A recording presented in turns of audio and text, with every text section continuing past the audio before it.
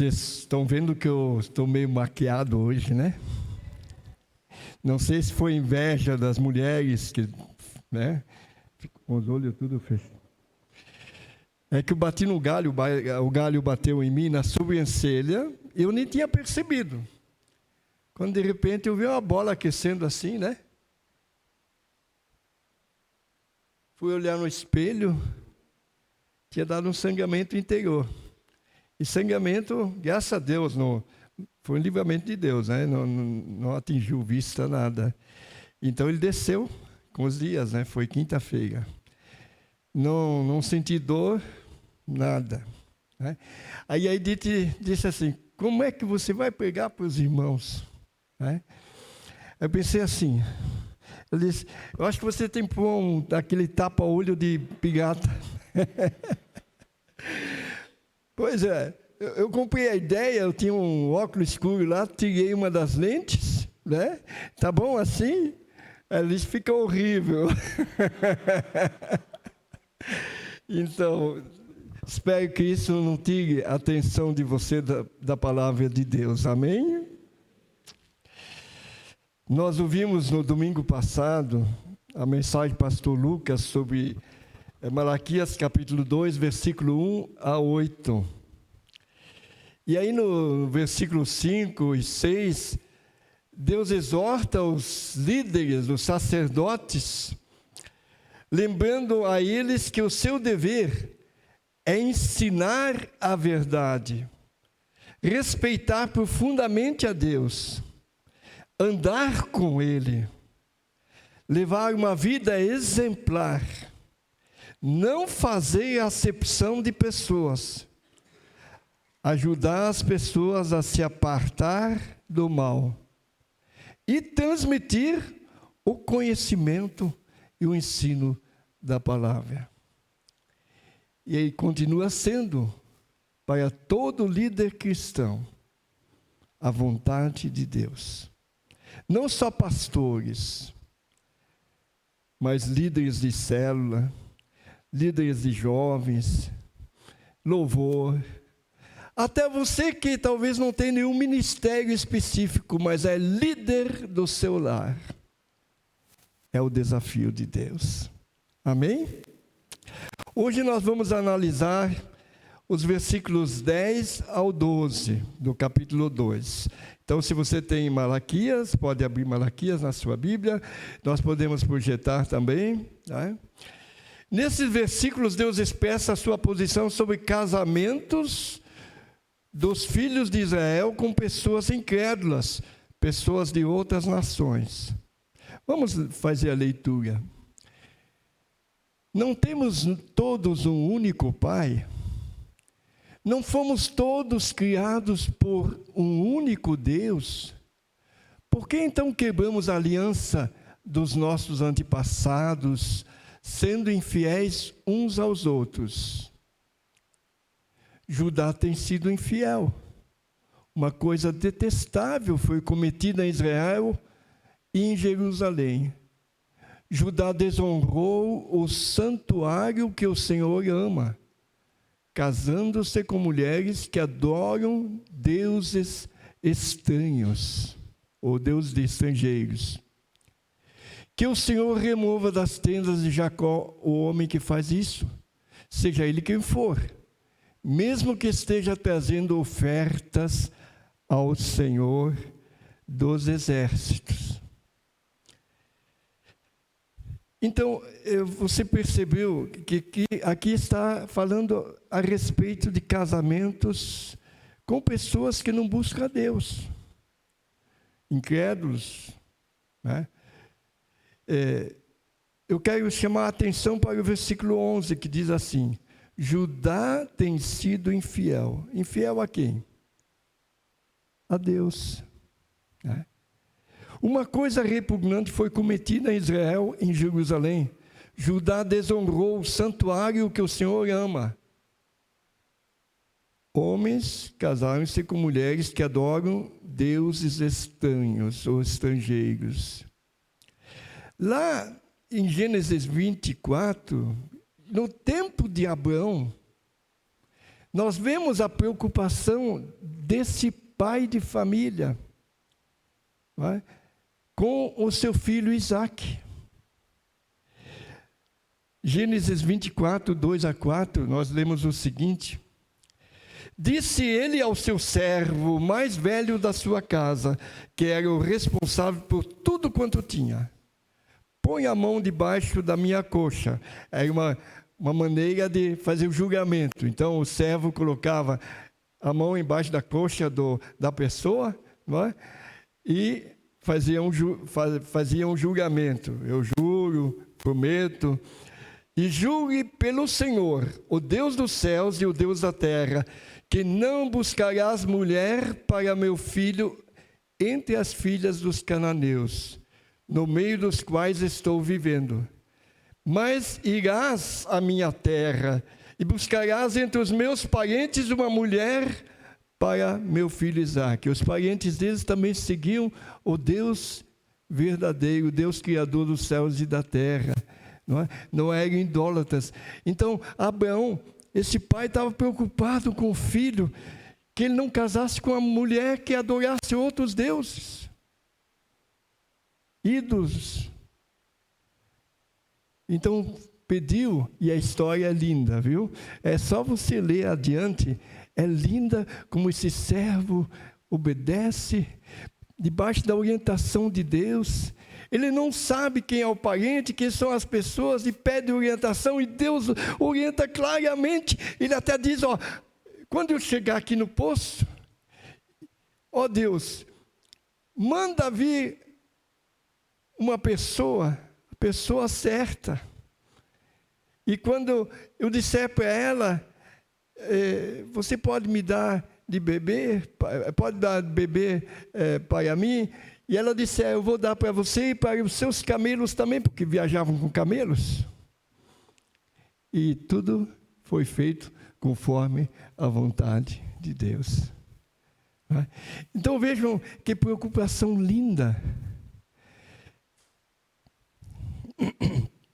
O povo de Deus do Antigo Testamento, os judeus ou israelitas, né? Porque primeiro judeus da tribo de Judá, porque o povo se separou em dois grupos, uns chamavam-se Israel, outros Judá.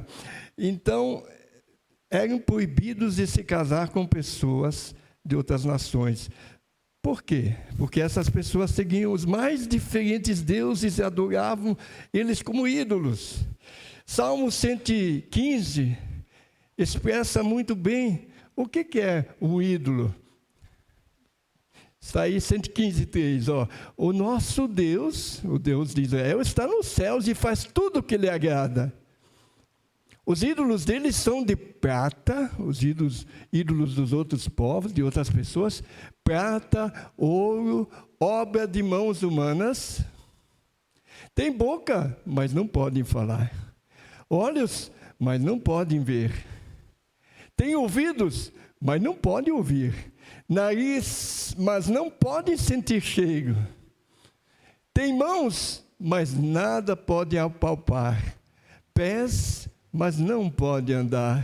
E som algum emitem com a sua garganta ou boca. Tornem-se como eles aqueles que os fazem e todos os que nele confiam. Não é? Então, na verdade, a pessoa que confia em ídolos, em Deus, a não ser no Deus verdadeiro, ele se torna que nem um ídolo. O que é um ídolo?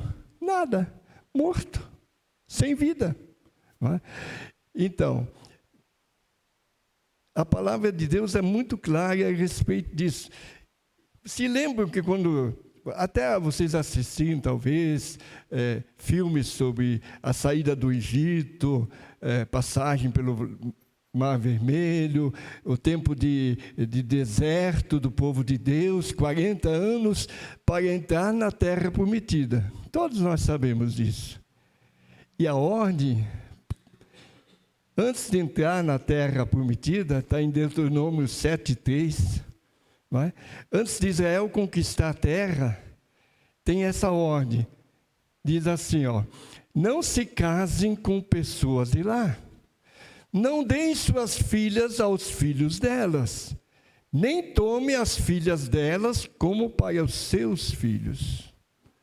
Então, foi bem clara a ordem, não sei, mas ele não projetou, mas não tem problema.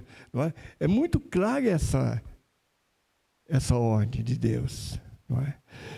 Porque Deus estava preocupado em que não começasse a seguir deuses falsos, não se desviasse do Deus Todo-Poderoso, o Deus que ajuda, o Deus que levanta o oprimido, Deus que consola, o Deus que conforta, o Deus que cumpre as suas promessas, o Deus que ouve nossas orações, e não só ouve, mas responde às nossas orações. E agora, pensando um pouco no Novo Testamento. Conforme o Novo Testamento, queridos, todos os seres humanos são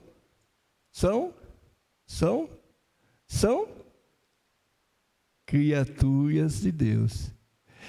Todos os seres humanos não são filhos de Deus. O Novo Testamento fala isso claro, todos são criaturas de Deus. Quem é um filho de Deus? Quem é um cristão realmente não nominal, um cristão de coração? Quem é, como muitos falam, um crente? O pessoal tem medo, crente, tenho medo. Não, um crente é aquele que crê. Já diz crente, é aquele que creu em Jesus e o recebeu como seu Salvador. João 1, 12 a 13, diz tão claro isso, diz assim, conseguindo ali, João 1, 12 e 13.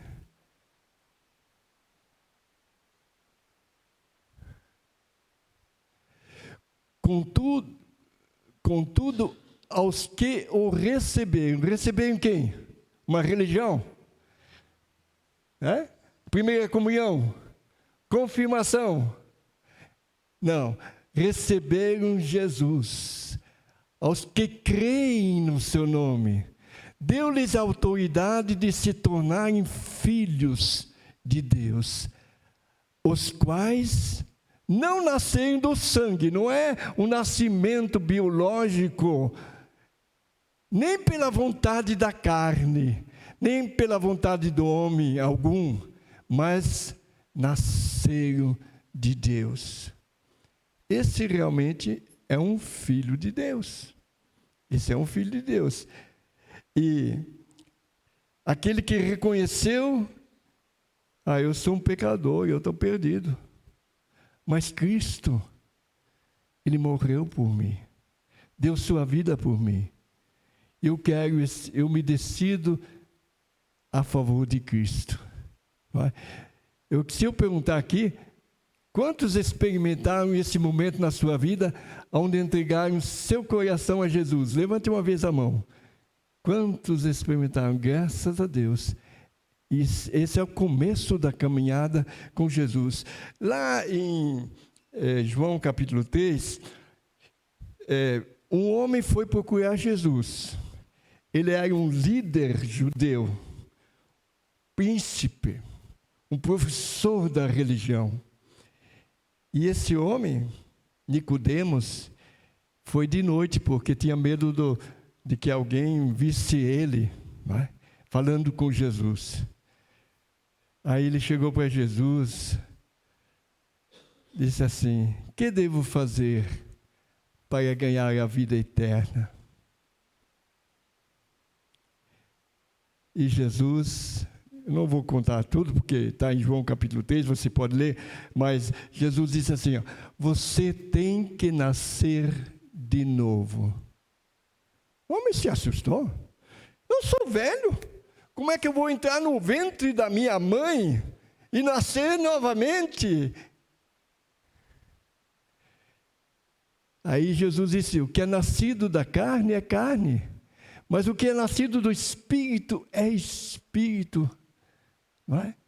E 3 vezes ele afirma para Nicodemos: você tem que nascer de novo. E Nicodemos fica meio confuso, diz: como é que pode isso? E aí Jesus conta uma história do povo de Israel, um acontecimento que houve lá no deserto, quando Israel se revoltou contra Deus, foi desobediente a Deus, e Deus enviou cobras venenosas, e aquelas cobras começavam a morder, e as pessoas iam morrendo.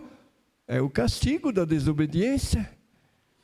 E Moisés clamou: ó Deus, tenha misericórdia, não deixe esse povo, perdoa, Senhor. E Deus mandou colocar uma serpente de bronze, né, numa haste, bem no meio do acampamento. E disse: ó, quem olhar para aquela cobra, aquela haste ali, no meio do acampamento, o veneno da serpente não vai fazer mais efeito. Ele vai ter vida.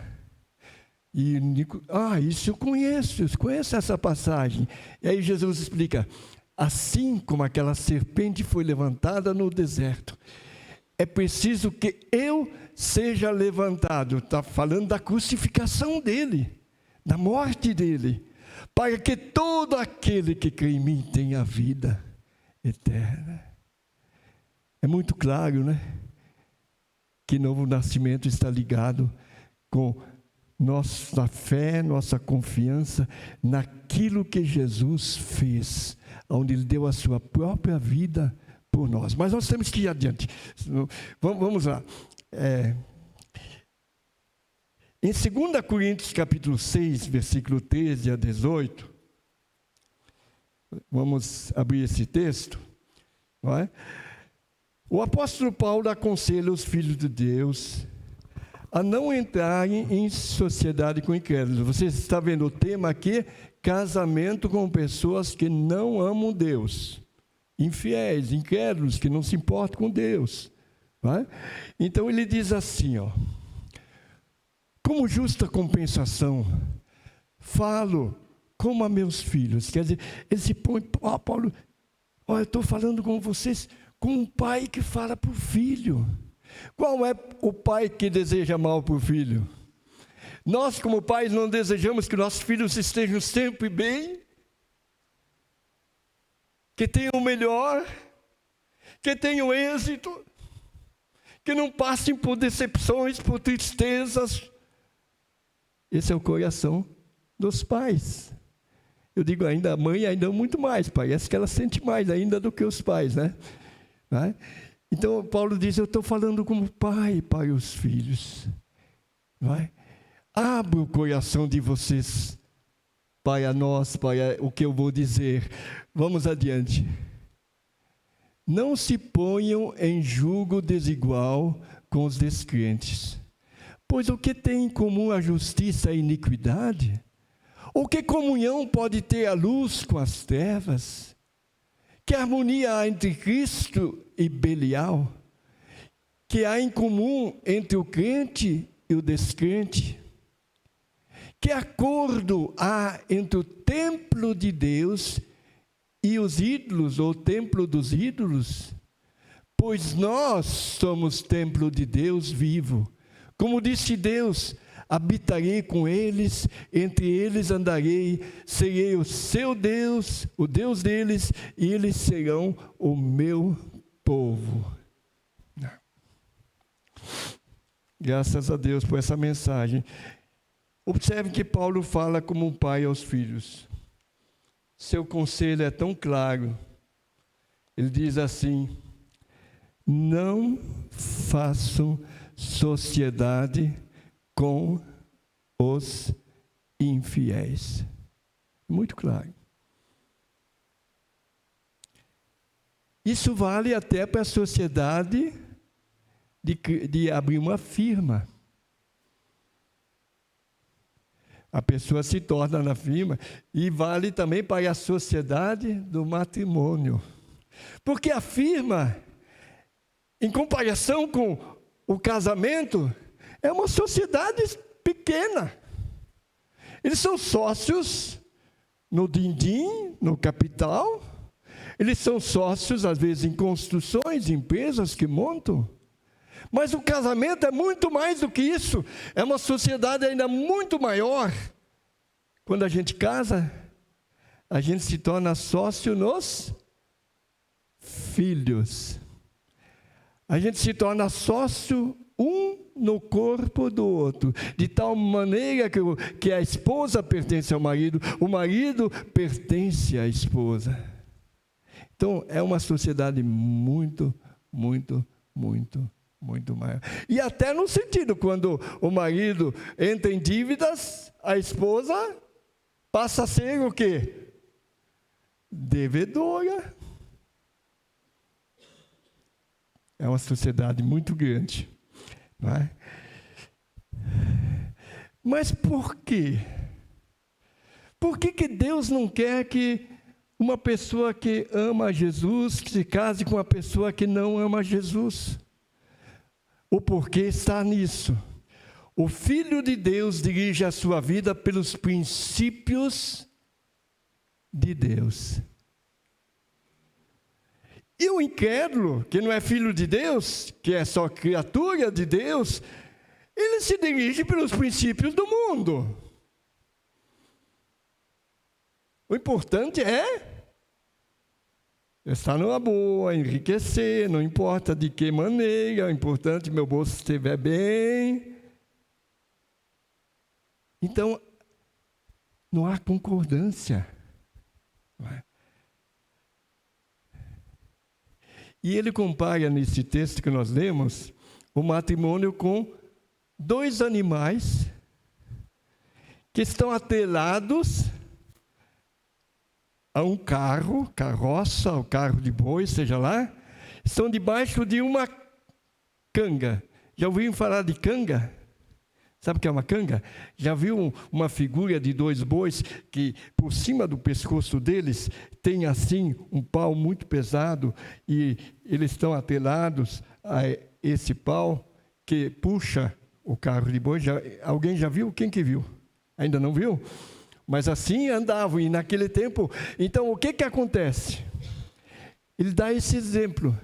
Por exemplo, se você colocar um boi, uma vaca, seja lá que for, e um leão do lado, para puxar a carroça matrimonial, vai dar certo? Não dá. Até se colocar o boi com um burrico do lado, um burrinho, o que vai acontecer? Vai dar certo? Porque vai dar volta, assim, o boi vai puxar, o burrico quase não anda, quase não quer sair do lugar. E muitos matrimônios estão dando volta só. Então é importante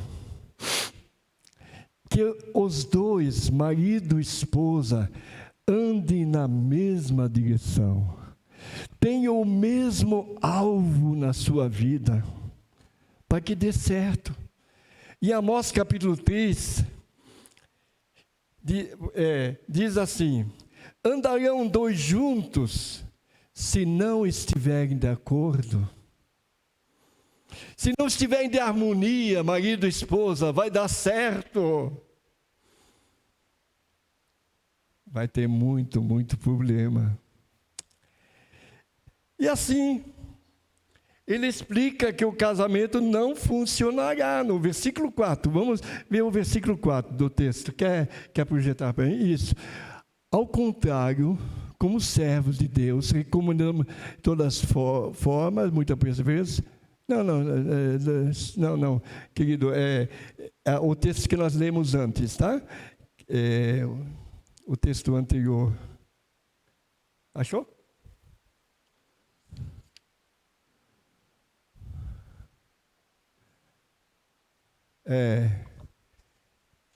Deixa eu pegar aqui da orientação aqui. Estávamos lendo Coríntios capítulo 6, tá? 2 Coríntios capítulo 6, versículo 13 a 18. Conseguiu pegar? Tá? Então, o versículo 13. Mais 14. Então, não se põe em julgo desigual com os descrentes, pois que têm em comum a justiça. Veja, justiça e iniquidade. Ou comunhão da luz com as trevas. Adiante. 15. Que harmonia há entre Cristo e Belial? Quem que era Belial?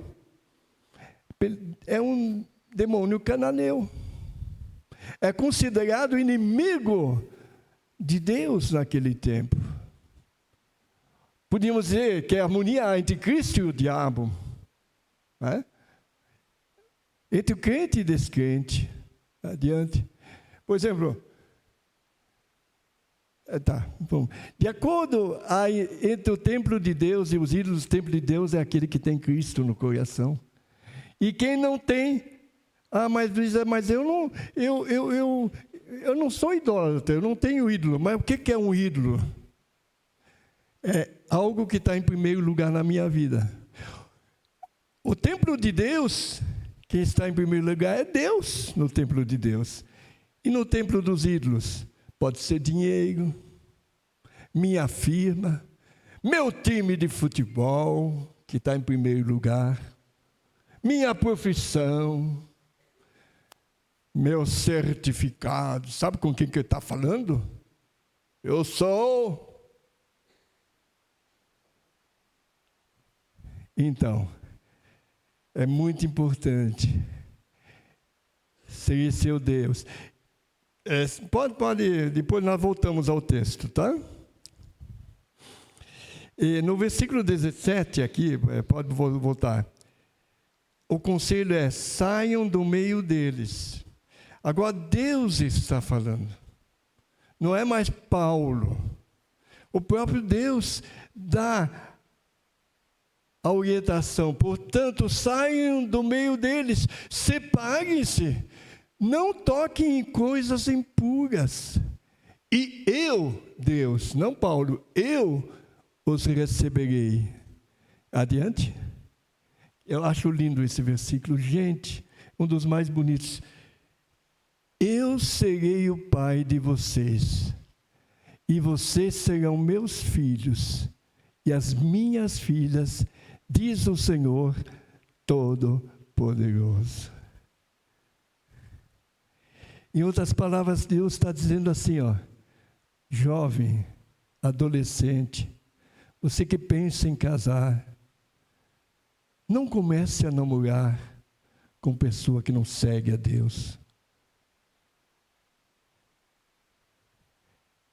Não comece a passar o tempo íntimo com eles. Porque se você fizer isso, você está perdendo a bênção do Pai Celestial, a orientação dele. Mas se você obedecer, e casamento começa com namoro. Deixa eu contar aqui. Através dos anos a gente tem tantas experiências. Eu me lembro de uma jovem, ela era líder de jovens. Era uma bênção. Olha, uma jovem dedicada ao Senhor, que ama Jesus. Ela era vice-presidente dos jovens, mas fazia mais do que o presidente, do que o líder. E ela preparava, e vamos fazer uma cantata, e vamos fazer isso, e movimentava. É uma bênção. E um dia chegou ali um jovem bonitinho, simpático. E o coração dela, se apaixonou por ele. E a igreja percebeu, conversou, os líderes, olha, não comece a namorar, ele não é convertido, mas ele vai se converter, orem por isso, ele vai se converter, eu tenho certeza no meu coração, ele vai se converter. Passou o tempo, veio o noivado, os líderes falaram, você vai noivar, o próximo passo é o casamento, e ele não se converteu, e você está indo contra o que a palavra de Deus ensina. Mas eu tenho certeza, pastor, irmãos, orem pela conversão dele. Nós estamos orando e vamos continuar orando. Mas você não devia assumir o noivado antes dele se converter. Mas ele vai se converter. Encurtando a história, veio o casamento. Não se tinha convertido. 15 anos se passaram. E eu encontrei essa jovem numa reunião de igreja onde eu estava pregando. Oh, fulana, como vai? Como eu vou? Pastor, se arrependimento matasse, eu já estaria morta. Mas por quê? Ele não te trata bem? Até ele me trata bem, mas o senhor não imagina o que é viver com dois padrões diferentes. Eu amando as coisas de Deus, ele amando o mundo. Aí ele chega e diz, vamos, sábado tem baile promovido pela firma, eu quero que você vá comigo. Mas eu não me sinto bem. Tudo bem, se você não quiser ir, eu vou com a secretária. Não, é meu marido, então eu vou. Apesar de falar, olha, tem que dançar, o pessoal enche a cara, fica bêbado, eu tenho que dançar com os outros colegas seus também. Eu me sinto mal com isso. Não, se você não quiser, eu vou com a secretária. Não, eu vou. Pastor, é como se eu morresse aos poucos. Vocês estão entendendo isso? A Bíblia diz, não ameis o mundo e o que há no mundo há. Então é difícil. A pessoa que ama Deus em primeiro lugar e ser arrastado para rave e tantas outras coisas mais. E ter que compactuar na família que se use bebida alcoólica, os filhos também, vendo os pais bebendo. E é muito difícil.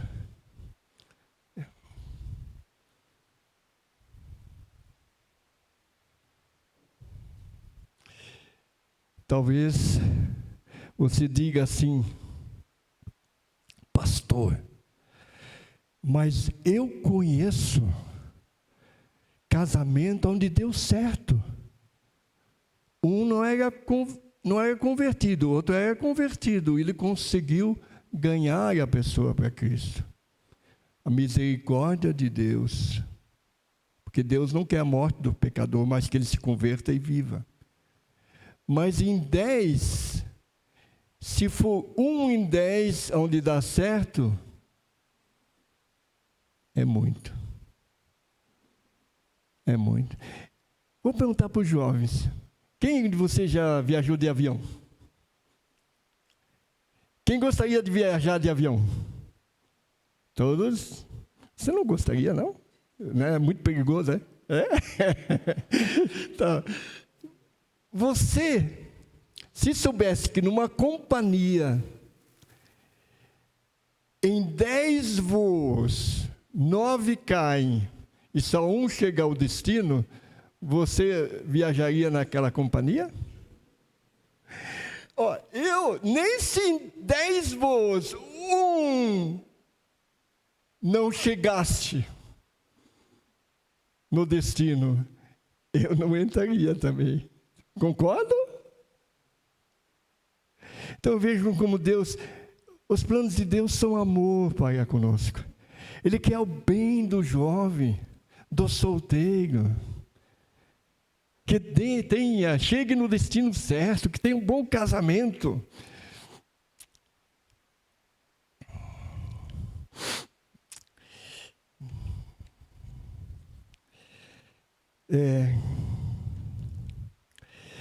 Vamos adiante, nós temos ainda um pouquinho para falar. Aí talvez há pessoas que agora já estão casadas. Ah, pastor, mas meu marido ou minha esposa não é crente. E eu sou. O que eu devo fazer? Tenho que me separar? Como a Bíblia é maravilhosa, responde todas as perguntas. O que a Bíblia diz? Está lá em 1 Coríntios capítulo 7, pode lançar versículo 13. Tão claro a orientação. Se uma mulher tem marido descrente e ele se dispõe a viver com ela, não se divorcie dele. A palavra. Adiante. pois o marido descrente é santificado pela mulher. Glória a Deus, obrigado, Senhor. E a mulher descrente é santificada pelo marido que é crente. Se assim não fosse, os seus filhos seriam impuros, mas de fato são santos. Então, a Bíblia é clara. Tem mais um?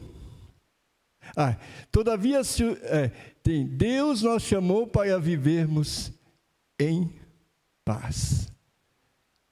A vontade de Deus é que teu lar seja um ambiente de paz, de bênção, de alegria, de segurança, onde todos se sentem bem, marido, esposa e filhos também.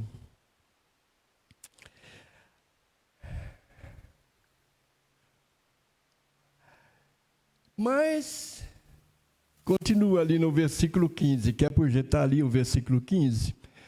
Todavia, se o descrente decide separar-se. Não quero. Você é muito caiola, você é muito igrejeira, não quero saber de você não, eu vou arrumar uma outra. Me lembro até de uma mulher onde o marido arrumou outra dela e disse assim, e ela confrontou ele, ela era crente, disse assim, não, assim não. Ele disse, não, a gente pode ficar as duas, né? Por que não ficar com duas? Eu fico com você e fico com a outra. Essa mulher que é crente, conhece o que a Bíblia diz, disse, de maneira nenhuma, ou ela ou eu. Aí ele disse, então, ela, tá bom, então siga seu caminho. A posição dela foi bíblica? Foi. Né? Então diz ali, se o descrente decide separar-se, que se separe. Em tais casos, o cônjuge crente não fica debaixo de servidão. Deus nos chamou para vivermos em paz. E aí vem a última pergunta de hoje de manhã. E se eu for abandonada ou abandonado, tenho que viver sem poder casar mais na vida? Tenho que viver solteira até o final? O que a Bíblia diz? Estão vendo ali? Em tais casos, o cônjuge crente não fica debaixo da servidão. Que servidão? Do compromisso matrimonial, das leis matrimoniais. Em outra tradução do Ferreira diz, nesse caso, essa pessoa é livre. E aí chegam alguns líderes de igreja, por aí dizem, não, é livre do casamento, mas não é livre para casar de novo. Mas então não é livre. Deu para entender? Deixa eu contar um exemplo. Quando estava lá no Paraguai, um jovem casou, ele tinha 22, 23 anos, casou com uma outra jovem, e depois de 1 ano e meio, essa moça tinha se convertido, mas depois de 1 ano e meio ela voltou para a velha vida da prostituição, apesar de ser casada. Né? E a Bíblia orienta isso também, né? Separação a não ser por causa de prostituição. Aí, ele teve que separar. Ela foi para as ruas, foi para o pecado. Não tinha jeito de manter o matrimônio. Aí, os líderes daquela igreja falaram, tudo bem, ele deve se separar, e é certo ele se separar, mas ele não pode mais casar novamente. Vocês percebem que esse homem não está livre?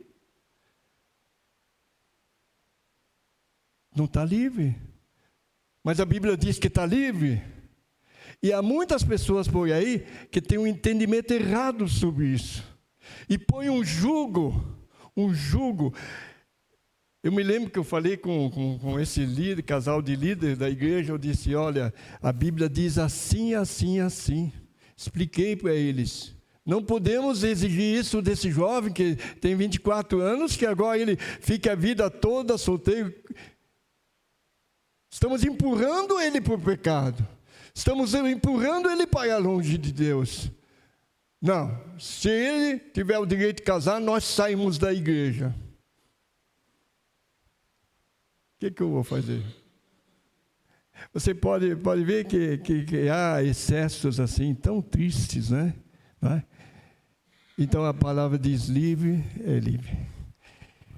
Jovens, vocês gostaram desse texto? Dessa orientação da palavra? Deus quer o melhor. Até eu que, não é? Só sou um pastorzinho de nada aí, eu quero o melhor para vocês. Imagina Deus dizendo, vocês vão ser meus filhos, minha filha, eu vou dar o melhor para você. Aguarde a pessoa certa, que você vai ter um casamento feliz. Deus te abençoe. Deus abençoe, queridos. Vamos orar? Vamos ficar em pé. Vamos orar.